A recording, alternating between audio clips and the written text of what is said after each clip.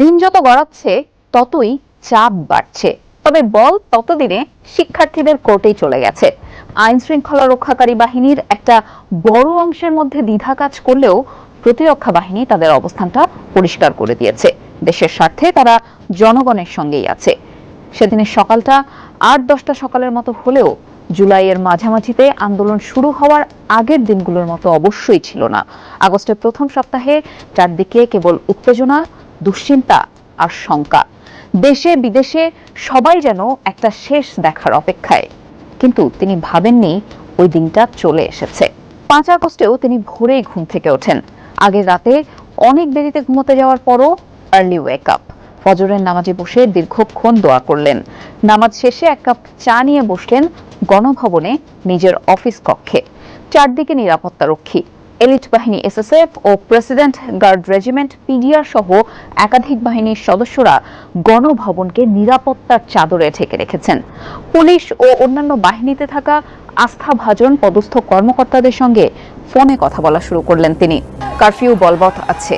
বাহিনীর কর্মকর্তারা কারফিউ ভঙ্গকারীদের বিরুদ্ধে কড়া পদক্ষেপ নেবেন বলে তাকে আশ্বস্তও করেছেন। জানানো হলো, রাজধানীতে প্রবেশের সব পথ বন্ধ করা হয়েছে, একটা পিঁপড়াও ঢুকতে পারবে না। ৫ আগস্ট প্রধানমন্ত্রী শেখ হাসিনার পদত্যাগের দিন। কি করছিল সেদিন গণভবনে? কোথায় ছিল পুলিশ, কোথায় ছিল সেনাবাহিনী এবং কোথায় ছিল ছাত্রলীগ বা যুবলীগ বা কোথায় ছিল ছাত্র জনতা? কি হয়েছিল সেদিন সেই ঘটনা আমি আপনাদেরকে এই ভিডিওর প্রতিবেদনে দেখাবো। এই ভিডিওটি তৈরি করছে টিভিএস চ্যানেল, সেখান থেকে এই প্রতিবেদনটি নেওয়া। ৫ আগস্ট ঘটনার দিনে প্রধানমন্ত্রী শেখ হাসিনা সকাল সকাল ঘুম থেকে উঠে নামাজ পড়ে দীর্ঘ মুনাজাতের পরে এক কাপ চা নিয়ে দেশের খবর নিতে থাকে। তো সেই ভিডিওটি আমি আপনাদেরকে দেখাবো, আরও অনেক রহস্য আছে সেগুলোও দেখাবো। তো তার আগে বলে নিই, আপনারা দেখতেছেন বাবু বিডি নিউজ। চ্যানেলে নতুন হয়ে থাকলে চ্যানেলটিকে সাবস্ক্রাইব করে পাশে থাকা বেল আইকন বাজিয়ে দেবেন। আর যারা অলরেডি সাবস্ক্রাইব করেছেন সবাইকে অসংখ্য অসংখ্য ধন্যবাদ। আর ভিডিওটিতে লাইক করবেন, শেয়ার করবেন, কমেন্ট করে আপনাদের মূল্যবান মতামত জানিয়ে দেবেন। তো চলেন দেখে আসি। তিনি নাস্তা করলেন। ওই দিন খাবারের মেনুতে কি কি থাকবে তার খোঁজও নিলেন, কারণ রাজনৈতিক নেতা ও সুশীল সমাজের গুরুত্বপূর্ণ ব্যক্তি থেকে শুরু করে নানান বাহিনীর শীর্ষ কর্মকর্তাদের তার সঙ্গে দেখা করার কথা। সেদিন ওই সময় গণভবনের বাইরে সাংবাদিক হিসেবে সরেজমিনে গিয়ে বেশ চুপচাপ একটা পরিবেশ চোখে পড়েছিল। আগের দিনগুলোর তুলনায় প্রধানমন্ত্রীর বাসভবনের বাইরে নিরাপত্তা বেশ কড়া, কিন্তু অবাক করা বিষয় হলো গাড়ি চলাচল করতে দেওয়া হয়েছিল, এমনকি রিকশা, ব্যাটারি চালিত অটোরিকশাও। গণভবন থেকে কয়েক মিনিট গাড়ি চালানোর দূরত্বেই অবস্থিত বঙ্গবন্ধু স্মৃতি জাদুঘর, সেখানেও কড়া নিরাপত্তা ব্যবস্থা। তবে আগের দিনগুলোর মতো গণভবন সংলগ্ন আসাদ গেট থেকে বঙ্গবন্ধু ভবন পর্যন্ত আওয়ামী লীগ, স্বেচ্ছাসেবক লীগ এবং হেলমেট পরা ছাত্রলীগ কর্মীদের দেখা মিলল না। তাদের আসতে হয়তো আরো ঘণ্টাখানেক সময় লাগবে। হোটেল ইন্টারকন্টিনেন্টাল মোড়ে এসে দেখা গেল গাড়িগুলোকে সাকুরা বার অ্যান্ড রেস্টুরেন্টের পাশের ছোট রাস্তায় ঘুরিয়ে দেয়া হচ্ছে। কেউ বলেন ট্যাঙ্ক, কেউ বলেন আর্মড পার্সোনাল ক্যারিয়ার বা এপিসি, সেগুলোর দেখা পাওয়া গেল হোটেলের সামনে। কিন্তু অস্বাভাবিক ব্যাপারটা হলো, যেদিক থেকে বিক্ষোভকারীদের আসার কথা সেই শাহবাগের বদলে ট্যাঙ্ক বা এপিসি গুলো বাংলা মোটর মোড়ের দিকে তাক করে রাখা। কেন্দ্রীয় শহীদ মিনারের সামনে ততক্ষণে বেশ মানুষজন জড়ো হয়ে গেছেন। চাংখারপুলেও বিক্ষোভকারীদের ভিড়। সেদিন এখানে আরেকটু পরেই অনেকে গুলিবিদ্ধ হয়ে নিহত হন। জাতীয় প্রেস ক্লাবের সামনে পরিবেশটা আবার চুপচাপ ছিল। মেট্রো না চলায় স্টেশনও নিঃশব্দ। তবে ঢাকা মেট্রোপলিটন পুলিশের সদর দপ্তরের সামনে গোয়েন্দা পুলিশের সশস্ত্র সদস্যরা গাড়ি ও পথচারীদের থামিয়ে তল্লাশি চালাচ্ছিলেন। তাদের আচরণও ছিল রূঢ়। কাছের মিন্টো রোড, হেয়ার রোডের মন্ত্রীপাড়াতেও নীরবতা ছেয়ে রয়েছে। কেবল প্রধান বিচারপতির বাসভবনের বাইরের দেওয়ালে কিছু কর্মীকে রং করতে দেখা যায়। আগের কয়েকদিন ওইসব ওয়ালে বিভিন্ন স্লোগান লিখেছিলেন আন্দোলনকারীরা। এরকম দেয়াল লিখন সেদিন পুরো ঢাকা শহর জুড়ে দেখা গেছে। মূলত 3টি স্লোগানই ছিল: খুনি হাসিনা, স্বৈরাচার হাসিনা এবং শেখ হাসিনা পদত্যাগ করো।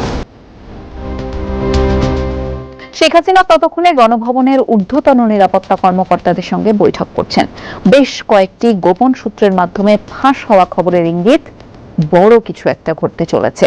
নিজের দলের লোকদের ব্যবহার করে আন্দোলন দমাতে নিরাপত্তা বাহিনীর কাছ থেকে তিনি আগের দিনটা সময় চেয়ে নিয়েছিলেন, কিন্তু তাতেও হিতে বিপরীত হয়। আন্দোলন আরও ছড়িয়ে পড়ে। উভয় পক্ষে অনেক হতাহতের ঘটনা ঘটে। সেই দিনই বৈষম্য বিরোধী ছাত্র আন্দোলনের নেতারা লং মার্চ টু ঢাকা একদিন এগিয়ে এনে 5 আগস্ট ঘোষণা দিয়েছিলেন, আর তাতেই কাজ হলো। দুদিন আগে অর্থাৎ 3 আগস্ট সেনাবাহিনীর কর্মকর্তাদের অফিসার্স অ্যাড্রেসে সেনাপ্রধান বলেছিলেন সশস্ত্র বাহিনী দেশের স্বার্থে জনগণের পাশে থাকবে। তাই 20 জুলাই থেকে মোতায়েন করা সেনা সদস্যরা দেশবাসীর ওপর গুলি চালাবে না বলেও ওই বৈঠকেই সিদ্ধান্ত নেওয়া হয়। সেদিনই অর্থাৎ 3 আগস্ট সরকার পতনের দাবিতে সমর্থনকারীরা রাস্তায় নেমে এসেছিলেন। বোঝা গিয়েছিল গণ অভ্যুত্থান আসন্ন।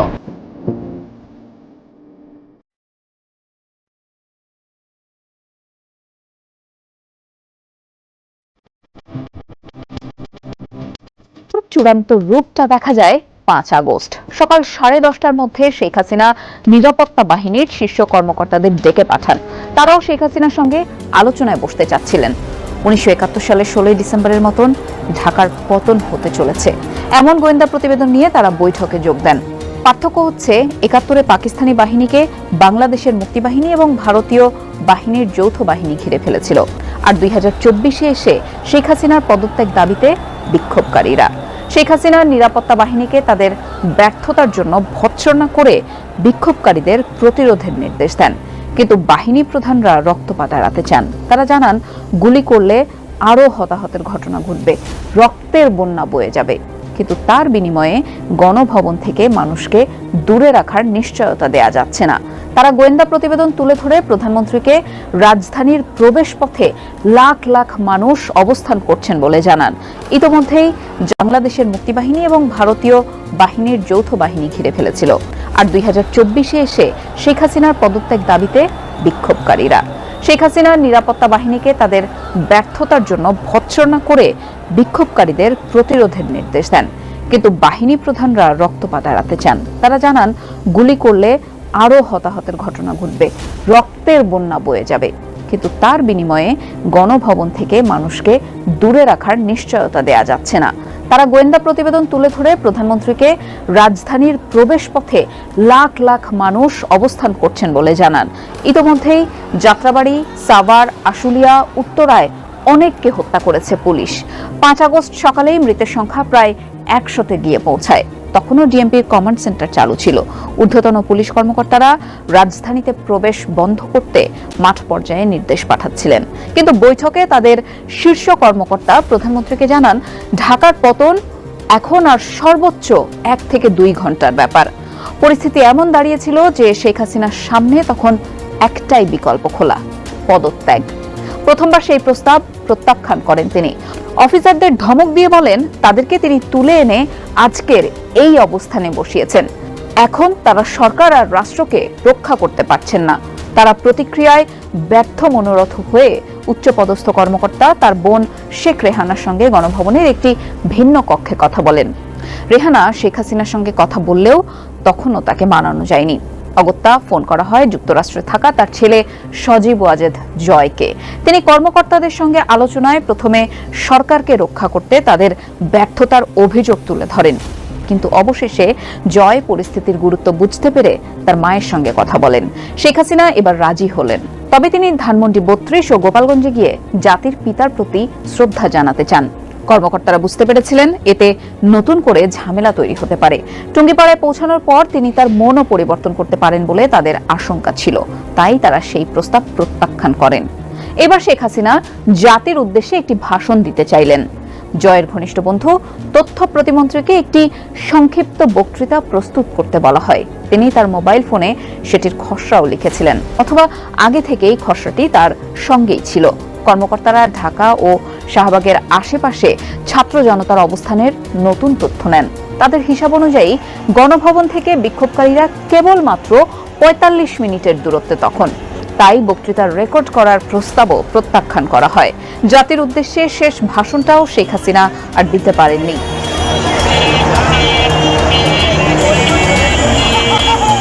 শেখ হাসিনা এরপর ভারতের প্রধানমন্ত্রী নরেন্দ্র মোদীকে স্যাটেলাইট ফোনে ফোন করে তাকে ভারতে নিয়ে যাওয়ার জন্য একটি ফ্লাইট পাঠানোর অনুরোধ করেন। মোদী সঙ্গে সঙ্গে রাজিও হয়ে যান, কিন্তু দ্রুতই আবার ফোন করে মোদী জানান কোনো আনুষ্ঠানিক প্রক্রিয়া ছাড়া বিমান পাঠালে তা আন্তর্জাতিক আইনের লঙ্ঘন হবে। এটি তার প্রস্থানের ওপরও প্রভাব পড়বে। শেষ পর্যন্ত তাড়াহুড়ো করে ব্যাগ গোছাতে হলো তাকে। প্রথমে 4টি সুটকেস নিয়ে হেলিকপ্টারে, তারপর বাংলাদেশ বিমান বাহিনীর পরিবহন বিমান দিয়ে ভারতের পথে যাত্রা। হয়তো এর মাধ্যমেই শেখ হাসিনা তার দীর্ঘ রাজনৈতিক জীবনেরও সমাপ্তি টেনেছেন। তিনি দেশের সীমানা ছাড়ার পরপরই গণভবন ও এর আশেপাশের এলাকা থেকে সেনা প্রহরা প্রত্যাহার করা হয়। দেশের সবচেয়ে দীর্ঘমেয়াদী প্রধানমন্ত্রী সদ্য পদচ্যুত শেখ হাসিনা যখন ভারতের আকাশসীমায়, ছাত্র জনতা তখন গণভবনে।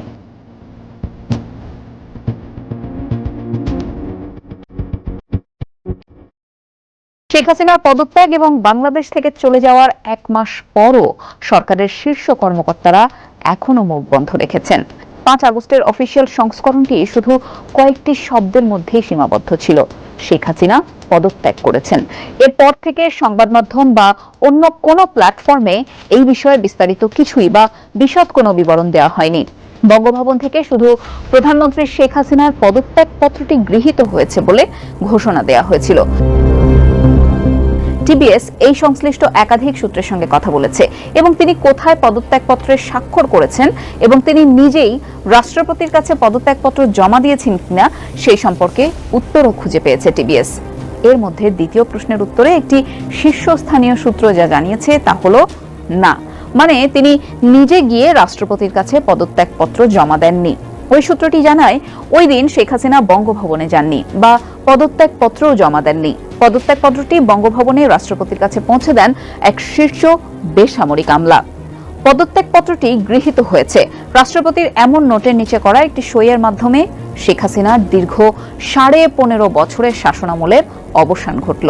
কাজটা এতটা সহজ ছিল না। শেখ হাসিনার পদত্যাগের দাবিতে ছাত্র জনতার ব্যাপক বিক্ষোভের মুখে এটি সফল হয়েছিল।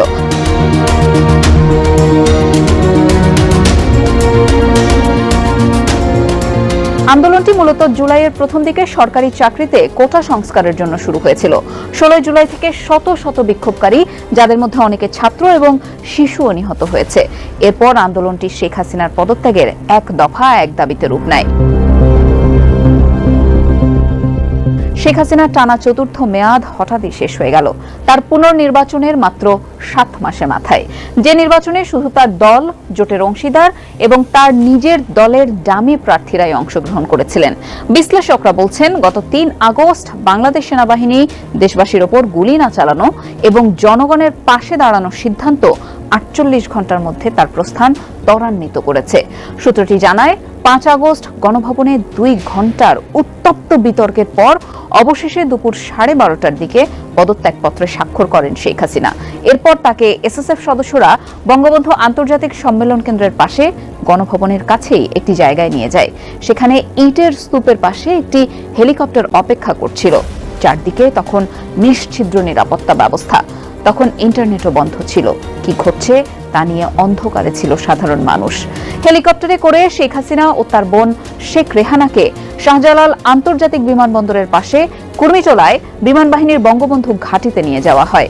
সেখান থেকে তারা একটি বিমান বাহিনীর অপেক্ষমান C-130 পরিবহন বিমানে চড়ে ভারতের পথে উড়াল দেন। শেখ হাসিনার ভারতে পৌঁছানো নিশ্চিত হওয়ার পর তার পদত্যাগের ঘোষণা দেয়া